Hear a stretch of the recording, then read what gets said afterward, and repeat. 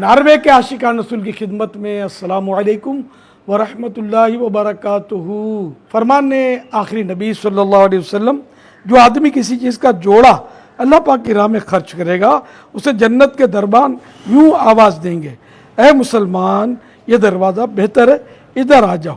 الحمدللہ پرنس دال Oslo Norway میں فیضان مدینہ اور مدرسہ وغیرہ کی ترکیب بنانی ہے اور جگہ کا سودا کر لیا گیا ہے، اچھی خاصی پیمنٹ ابھی باقی بھی ہے۔ ناروے کے عاشقان رسول اور بالخصوص دعوت اسلامی کے ذمہ داران اس کام کے لیے مزید ایکٹیو ہو جائیں اور انفرادی کوشش کر کے خوب فنڈز اکٹھے کریں۔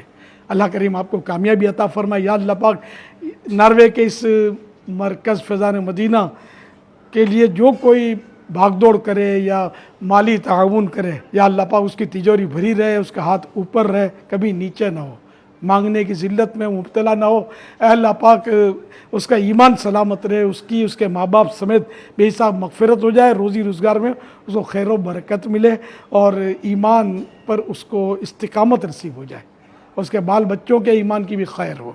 آمین بجاہ خاتم النبیین صلی اللہ علیہ وآلہ وسلم۔ صلو علی الحبیب صلی اللہ علی محمد۔